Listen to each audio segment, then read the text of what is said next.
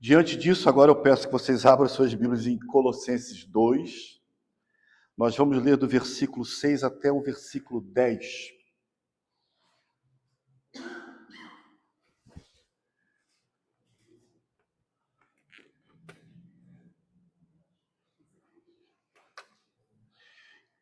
Diz o seguinte: portanto, assim como vocês receberam Cristo Jesus, o Senhor, continuem a viver nele, estando enraizados e edificados nele e confirmados na fé, como foi ensinado a vocês, crescendo em ação de graças.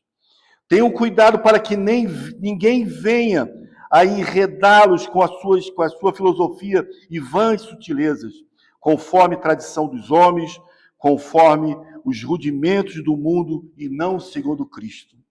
Porque nele habita corporalmente toda a plenitude da divindade. Também nele vocês receberam a plenitude. Ele é a cabeça de todo principado e potestades. Amados, como nós temos acompanhado aqui a nossa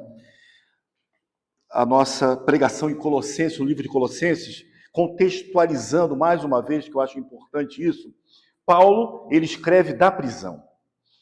E ele revela o seu cuidado, a preocupação, alertando os colossenses contra falsas doutrinas que ameaçavam a suficiência de Cristo.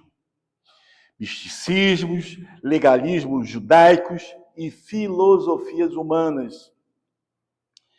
E o que destaca desta carta é que ela é uma resposta direta a qualquer tentativa de alguém querer acrescentar algo a Cristo. E uma pergunta que tem que estar sempre em nossas mentes: em quem estamos fundamentando a nossa fé? Aonde você fundamenta, aonde você baseia a tua fé? Quais são quais são a doutrina que baliza a sua fé? Em Cristo ou em tradições? Emoções, filosofias humanas ou a própria sabedoria? Então Paulo vem explicando, versículos 6 e 7, ele vai falar: viver firmes em Cristo, que recebemos. E assim ele vai falar: assim como vocês receberam Cristo Jesus, o Senhor, continuem a viver nele. Receber Cristo, amados, é muito mais do que uma decisão emocional.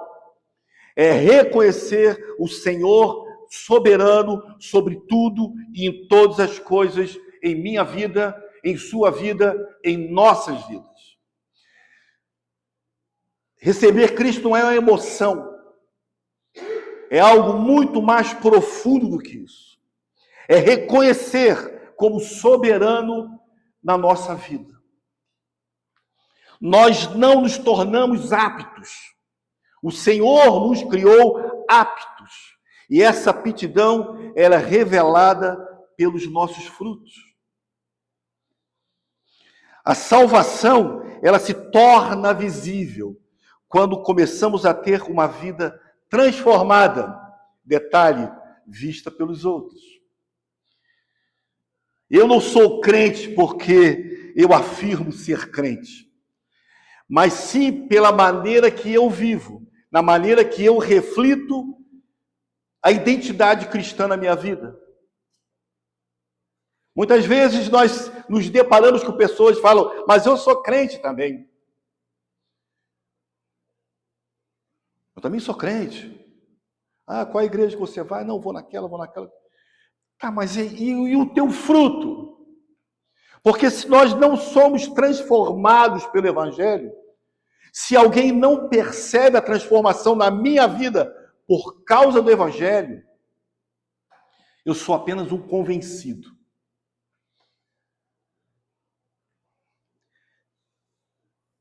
Nós somos o sal. Nós somos a luz do mundo. Jesus afirmou isso no Sermão do Monte. assim brilhe também em vocês diante de quem?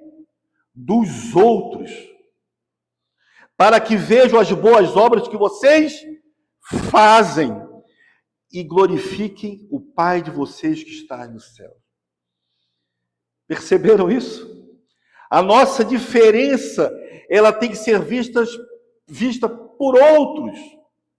Nós temos que fazer a diferença para os outros. Nós temos que fazer a diferença para que eles vejam as boas obras que nós fazemos.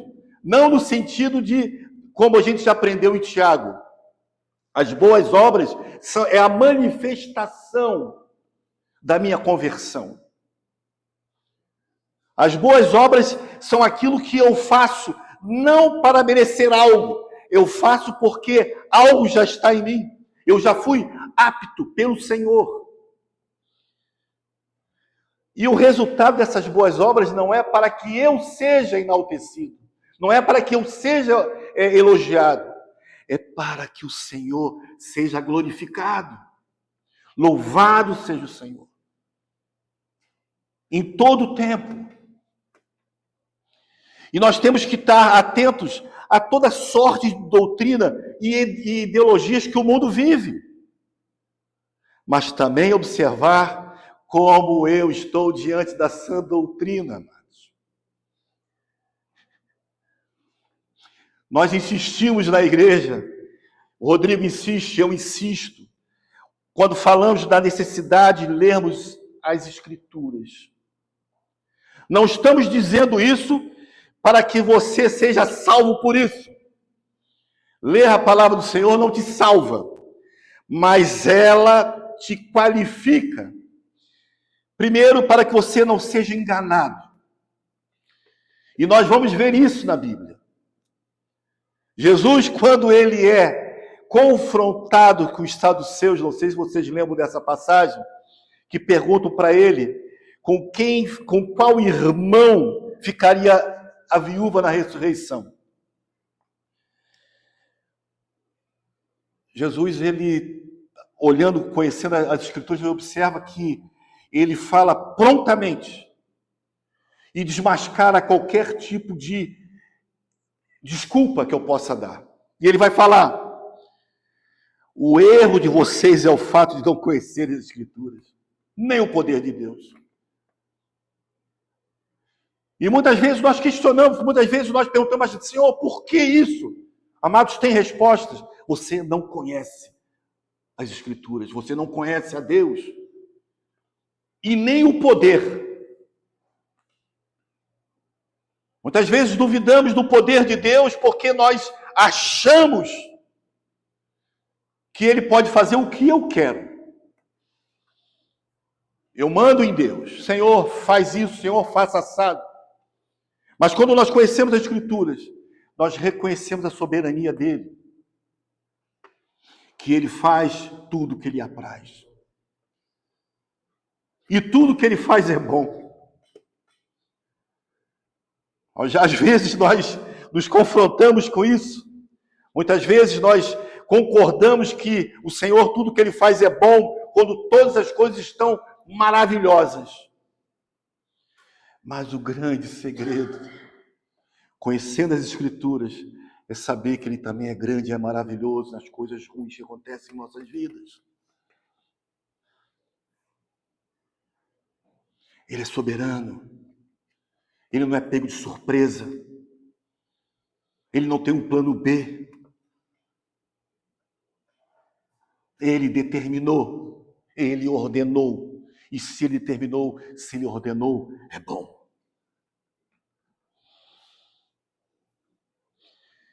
Nós temos, de uma vez por todas, amados, priorizar a necessidade de Cristo em nossas vidas. O tempo está encurtando. O tempo está encurtando. Nós vimos semana passada em Isaías: buscai-o enquanto possa encontrá-lo. Buscai enquanto está perto. Esse é um alerta à igreja. Toda a igreja Estejam atentos, porque agora é tempo de buscar, agora é tempo de se adequar aos salvos. Existe algo em mim que não está de acordo com a palavra do Senhor. Amados, mude enquanto há tempo. Eu não falo isso para você, eu falo isso para mim. Mude enquanto há tempo. Enquanto podemos nos chegar a Ele. E essa atitude depende do posicionamento de cada um de nós. A salvação, amados, é individual. Falando novamente, né? O Senhor não tem netos, Ele tem filhos. Cada um deve cuidar da sua salvação. Ela é individual. Precisamos mudar situações em nossas vidas que são contrários ao ensino do Senhor. Esta é a parte mais difícil de uma genuína conversão. Porque, talvez por isso, muitas vezes nós precisamos recomeçar, reconstruir, reformar.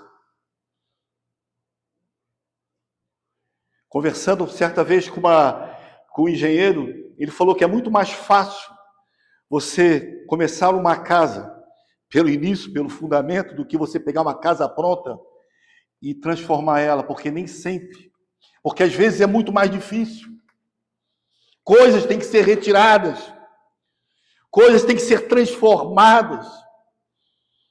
E por isso que eu digo que essa é a parte mais difícil de uma genuína conversão. Por que eu falo genuína conversão? Porque existem muitos que são convencidos, não convertidos. E eu não falo isso como um peso para ninguém, mas como um alerta para mim, como um alerta para vocês, como um alerta para a igreja em geral. E nenhum de nós está livre de ter que rever o que está em conflito com o andar com Deus. Nenhum de nós. A perfeição, amados, nós vamos ter naquele dia que nós ressuscitaremos, Senhor, num corpo glorificado, sem pecado. Mas até chegar esse dia, nós temos que tomar conta e cuidado, porque a Bíblia, a palavra, dia após dia ressoa em nossos ouvidos. Como Jesus falou aos discípulos, perguntaram, mas o que nós falamos? Ele falou, arrependei-vos, porque o reino está próximo. Amados, é tempo de nós nos arrepender.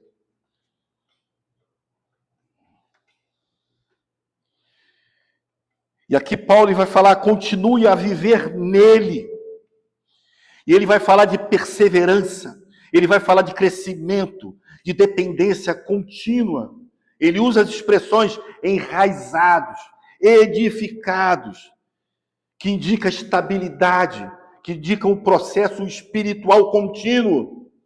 Enraizados é uma vida espiritual profunda, não rasa. Muitos estão vivendo o evangelho raso. O evangelho do que o que me importa, o que é bom para mim, eu retenho o que não é bom, eu deixo de lado, escondo debaixo do tapete.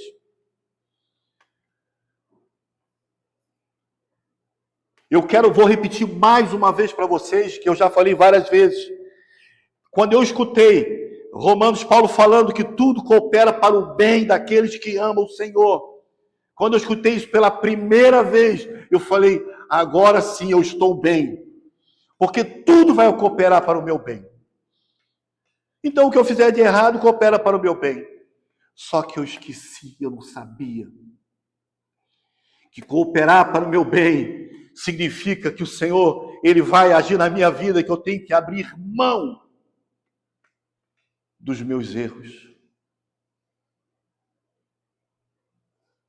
Eu vou ter que ser transformado. Então, quando vem alguma coisa forte sobre minha vida, eu lembro, tudo coopera para o meu bem. Quando vem uma notícia ruim, eu lembro, tudo coopera para o meu bem. Louvado seja o Senhor por isso. Aqui também ele vai falar edificados, que é o crescimento visível, fruto de discipulado e doutrina. Amados, nós somos a nossa edificação em Cristo, ela tem que ser visível. Como eu falei para vocês, não adianta eu falar eu sou crente e não ter uma postura de crente, não ter uma postura de cristão, continuar fazendo as mesmas coisas que eu vinha fazendo antes. Andando da mesma maneira que eu andava antes. Tendo as mesmas reações que eu tinha antes. Isso nos leva ao fruto do Espírito. Porque tem que sermos transformados. Ali mostra a transformação do crente verdadeiro. Nós não podemos ser aquele crente Gabriela. Eu era assim, nasci assim, assim vou ficar. Temos que ser transformados. Isso é duro, isso é pesado. Isso como eu falei, essa conversão genuína, ela é a parte mais difícil. É quando nós temos que controlar aquele eu.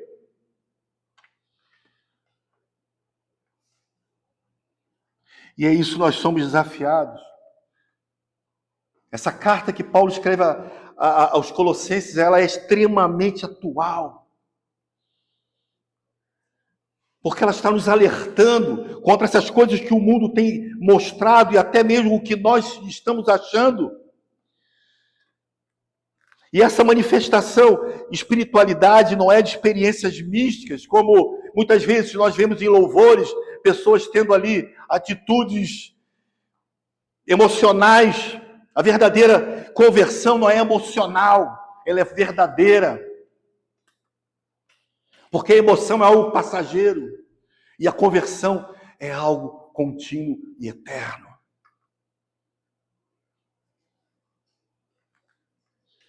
Augusto Nicodemos é um dos livros que eu estou usando para poder fazer essas pregações. Ele escreveu o seguinte: Cristo é a raiz, o fundamento e a plenitude do crente. Nada pode ser acrescentado a ele sem que se negue a sua suficiência. Se existe algo mais na sua vida, na minha vida, que eu acrescente além de Cristo, eu estou negando a Ele. E nós temos que examinar a nossa fé, observarmos aonde ela está enraizada em Cristo, ou em práticas de achismos pessoais. Isso é o grande problema do homem. O Breda gosta muito de falar, quem acha não sabe. O Senhor, amados, nós temos que, na verdade, não podemos cair na cilada do mundo que diz que o Senhor nos ama do jeito que nós estamos ou somos. Você vem como você está, mas não permaneça. Pode vir quebrado, pode vir arrasado, mas o Senhor restaura. O Senhor renova. O Senhor te faz uma pessoa nova. Não porque os seus problemas vão acabar. É porque você vai estar enraizado. Porque todas as coisas cooperam para o bem daqueles que te amam. E, detalhe que eu não falei, e andam segundo o seu propósito. O Senhor ama aqueles que nele crê. E os que creem no Senhor são aqueles que por ele são transformados. Paulo escreveu aos Gálatas, Lá no capítulo 4, ele fala assim: no passado, quando vocês não conheciam a Deus, vocês eram escravos de deuses que, por natureza, não são deuses.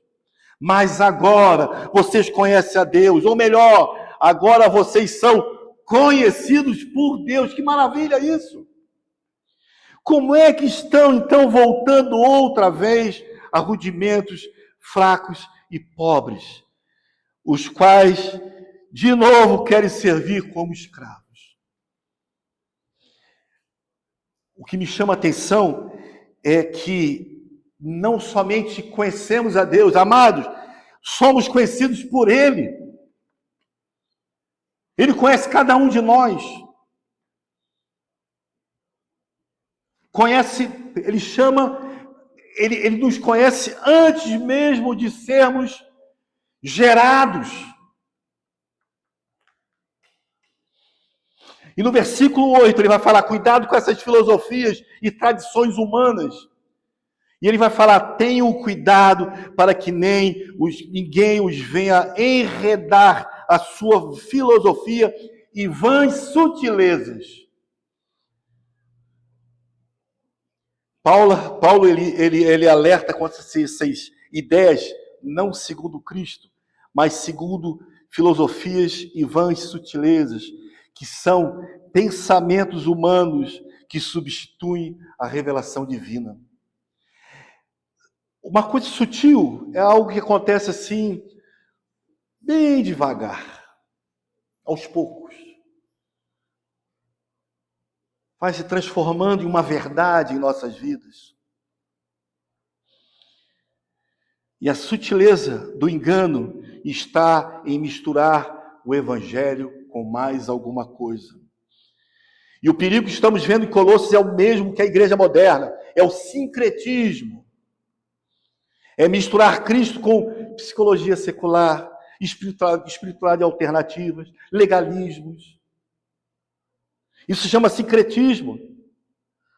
Qualquer evangelho que precise de complemento humano é outro evangelho.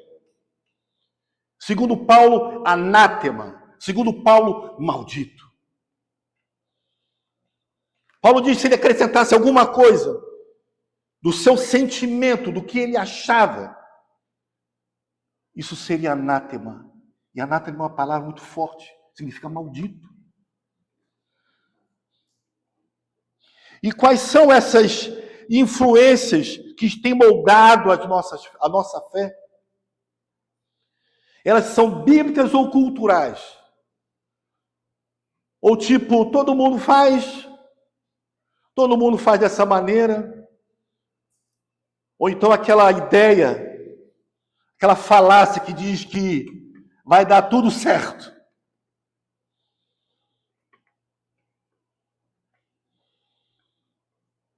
Fizeram até uma canção, vai dar tudo certo. Amados, não caia nessa. Vai dar tudo certo para aqueles que estão em Cristo. Na eternidade. Porque nesse mundo nós teremos aflições. E Jesus fala, mas tem bom ânimo. Vamos, gente. Tem bom ânimo. Não está dando tudo certo, mas tem bom ânimo. Porque ele venceu o mundo. Vibre. Se alegre por essa eternidade que nos aguarda. No versículo 9 e 10, Paulo dizendo, Cristo é plenamente Deus e plenamente suficiente, porque ele fala, porque nele habita corporalmente toda a plenitude da divindade. E por estarem nele, que é o cabeça de todo principado e potestades, vocês têm a plenitude. O Senhor está no controle de tudo. No céu, na terra e no inferno. Nada foge diante da sua plenitude. Nada sai do controle dele, como nós estamos insistindo. Quarta-feira, nós estamos vendo ali os atributos de Deus, a onisciência de Deus, o conhecimento de Deus. o poder de Deus. E Paulo aqui, ele nos mostra como Jesus, como Deus, como 100% homem, como 100% Deus. Quando olhamos para Cristo, nós olhamos para Deus.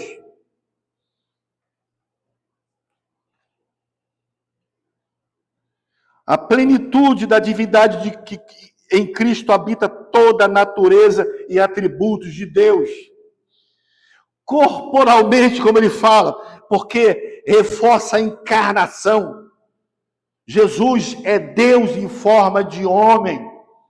Nasceu de mulher.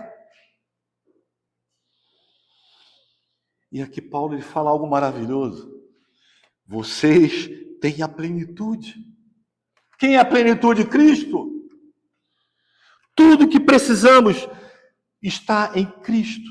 Tudo que precisamos espiritualmente está em Cristo.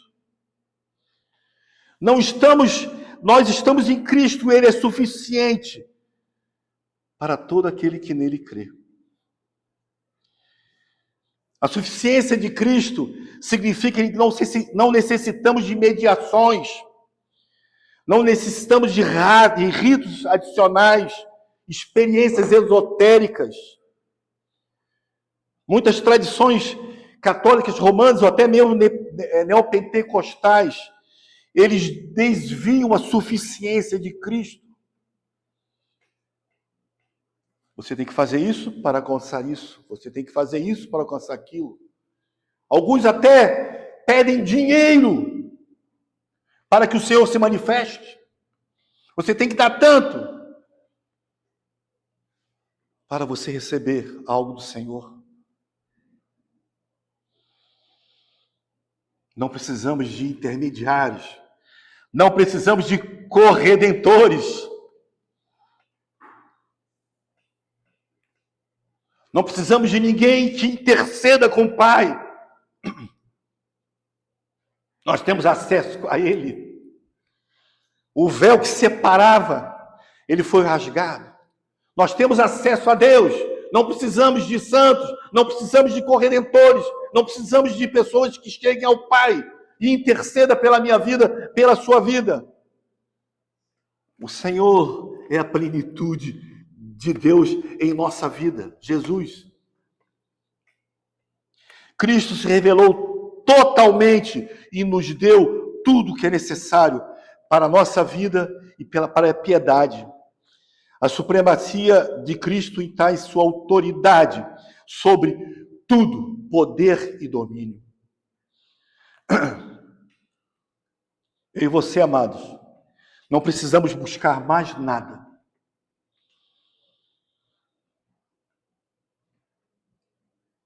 Fora de Cristo. Não precisamos de mais nada. Nós temos tudo. Ele é tudo o que precisamos. Paul Washer, ele falando sobre não existe um homem de Deus. Existe um pecador que necessita, sim, de um Deus supremo. Nós somos esses que precisam do Senhor em todo o tempo. Cristo é o centro. É a plenitude do sentido de segurança e santidade. Tudo nós temos nele.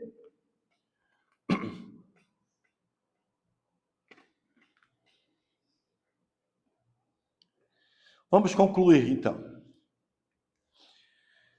Paulo chama a igreja a permanecer em Cristo.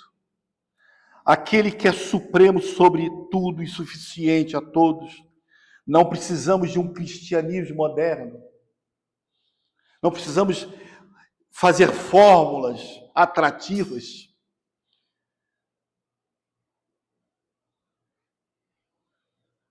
Não precisamos dessas experiências que muitos gostam. Eu senti, estou sentindo, sentimentos. Nós temos que ter um sentimento, amados. Sabe qual é? Constrangimento, amados. Perdoa-me dizer, mas nós temos que estar constrangidos diante do amor de Deus.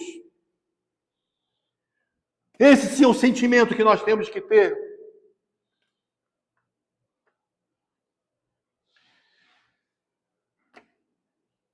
uma reafirmação prática. Cristo é o Senhor, no versículo 6.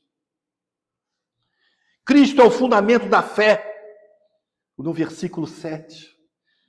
Cristo é o critério da verdade, versículo 8. Cristo é a plenitude de Deus, versículo 9 e 10.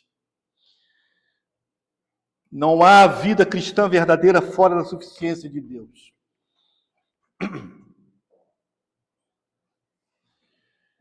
Não existe para o crente nada fora do Senhor. Não existe o que eu acho, o que eu penso. Não existe a minha adaptação à verdade do Evangelho. A verdade do Senhor, ela é única. Ela não aceita adendos, ela não aceita parênteses. Ela é reta, única.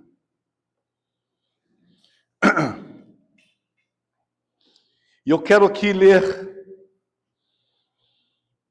3 versículos, que se você tiver uma canetinha, você risca na sua Bíblia, para que você nunca mais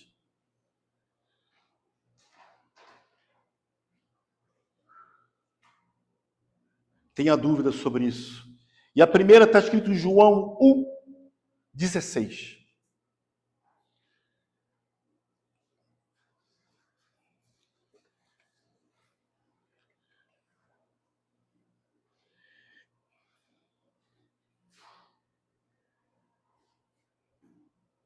Que diz o seguinte: porque todos nós temos recebido da sua plenitude e graça sobre graça.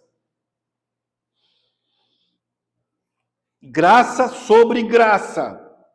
Graça sobre graça. O segundo, nós vamos ver lá, Efésios 3, do versículo 19.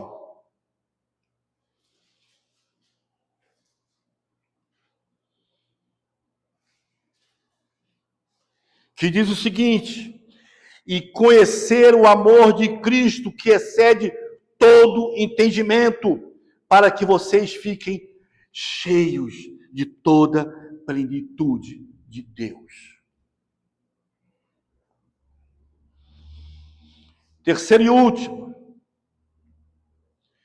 2 Pedro, capítulo 1, versículo 3, que diz o seguinte: pelo poder de Deus nos foram concedidas todas as coisas que conduzem à vida e à piedade, pelo pleno conhecimento daquele que nos chamou para a sua própria glória e virtude. E eu quero terminar essa pregação com algo que Pink escreveu, que ele diz o seguinte, 2 Pedro, capítulo 1, versículo 3. A.W. Pink, ele escreve no seu livro Os Atributos de Deus o seguinte: o conhecimento de Deus deveria humilhar-nos, consolar-nos e conduzir-nos a uma vida de piedade. Amém, amados? Vamos estar orando. Pai eterno, nós te louvamos, Senhor.